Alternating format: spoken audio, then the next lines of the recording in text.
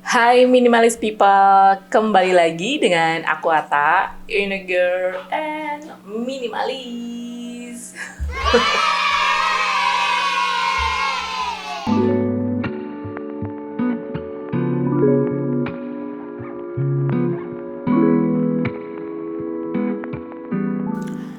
Sorry sebelumnya karena udah 2 bulanan ya aku nggak upload video. Di pekerjaan memang saat ini cukup hektik dan yang namanya hidup pasti ada ups and down-nya. Tenang, aku bukan mau curhat di sini. But I'm back and I'm really appreciate buat kalian ya, walaupun aku udah lama nggak upload video, tapi masih banyak dari kalian yang antusias tetap komen dan nanyain DM aku langsung ke Instagram aku, "Kak, kapan lagi nih upload video yang baru?" Thank you banget semuanya, thank you banget. And dalam 2 bulan terakhir ini ada beberapa hal yang aku renungkan dan aku lebih membuat aku lebih menghargai waktu dan juga momen-momen penting, momen-momen berharga dalam hidup aku. Dan aku ingin berbagi pada kalian melalui video ini. And I think it will be nice kalau misalnya hidup kita tuh lebih simple. Hidup kita itu lebih sederhana, lebih minimalis. And I think our life will be content. Aku sendiri sebenarnya itu punya impian. Kalau misalnya suatu saat nanti tuh bisa settle di satu rumah yang kecil di pedesaan dengan backyard, dengan halaman yang luas. Terus juga di sekitar rumah itu ada banyak tanaman, bisa pelihara hewan peliharaan yang banyak ya. Bukan hidup dengan embel-embel gaya perkotaan, tapi bisa menghabiskan waktu luang seperti kayak melakukan hobi, berkebun, terus menjelajah tempat sekitar rumah yang ada di pedesaan it will be content for me ya. But unfortunately, kenyataan pahitnya ya sekarang aku hidup di daerah perkotaan dengan hiruk-pikuk kehidupan yang ya dengan pekerjaan yang hektik. Bukan tidak mensyukuri, tetap mensyukuri, tapi yang pasti ya hidup itu jadi kayak melakukan rutinitas sehari-hari. Tapi bagaimana jika hanya dengan melakukan langkah-langkah kecil yang akan aku sebutkan nanti, yaitu at least membantu kita agar lebih hidup simple dan konten hanya dengan mengaplikasikan kebiasaan-kebiasaan ini. Sorry karena di luar lagi hujan dan jadi mungkin suaranya agak gemerisik. So langsung aja 5 langkah kecil yang aku sarankan supaya hidup kita lebih more content. Check it out.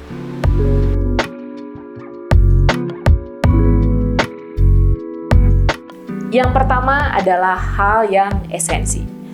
Kunci agar hidup kita lebih simpel itu adalah kita harus mencari tahu dulu apa yang benar-benar penting dalam hidup kita, apa yang menjadi prioritas dalam hidup kita. Kebanyakan dari kita itu terlalu banyak mengiyakan sesuatu hingga akhirnya kita tidak tahu apa yang menjadi prioritas dalam hidup kita. Contoh, kita sering membeli sesuatu hanya karena orang lain juga membelinya.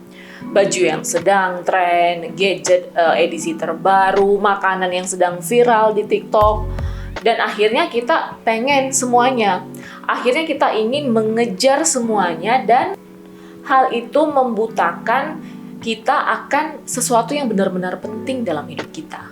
Kunci untuk hidup lebih simpel dan lebih konten adalah jangan pernah berpikir bahwa semuanya penting. Sediakan waktu untuk yang benar-benar esensi dalam hidupmu.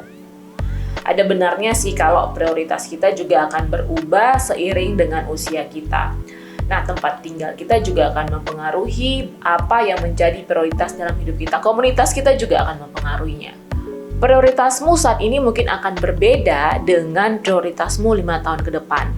Atau juga prioritasmu saat ini itu akan berbeda dengan prioritasmu 10 tahun yang lalu.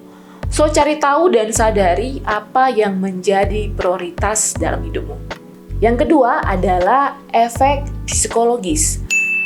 Nah, kita udah bahas nih mengenai apa yang benar-benar esensi dalam hidup kita. Nah, itu artinya kita harus menghilangkan apa yang tidak penting, apa yang tidak menjadi prioritas dalam hidup kita. Nah, masalahnya kita itu sering terikat dengan apa yang sekarang, apa yang sedang kita miliki sekarang. Dalam hal ini, faktor psikologis itu akan mempengaruhi pengambilan keputusan kita untuk menentukan apa yang menjadi prioritas dalam hidup kita. Kita akan memiliki anggapan nih bahwa objek yang sedang kita miliki sekarang ini itu lebih tinggi nilainya ketika kita tetap memilikinya ketimbang ketika kita tidak memilikinya.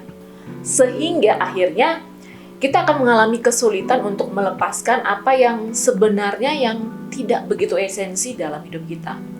Contoh, jika kita kesulitan untuk melepaskan jeans yang udah lama kita miliki tapi jarang kita pakainya. Nah, bagaimana kalau kita berpikir seperti ini? Mindset-nya harus diubah seperti ini. Bagaimana kalau kita berpikir sebenarnya ketika kita belum memiliki jeans itu? Nah, hal itu akan mensugesti kita bahwa kita akan fine-fine aja ketika kita tidak memiliki jeans itu. It will be fine. So, faktor psikologis mindset kita sangat mempengaruhi pengambilan keputusan untuk menentukan apa yang menjadi esensi dalam hidup kita. And then yang ketiga adalah learn to say no. Belajar untuk mengatakan tidak. Kita harus menyadari bahwa kita manusia itu memiliki keterbatasan. Dan ketika kita mengatakan tidak untuk seseorang, jangan takut mengecewakan orang itu. Atau ketika kita memutuskan untuk tidak melakukan sesuatu, jangan pernah menyalahkan diri sendiri dan merasa bersalah atau merasa terintimidasi.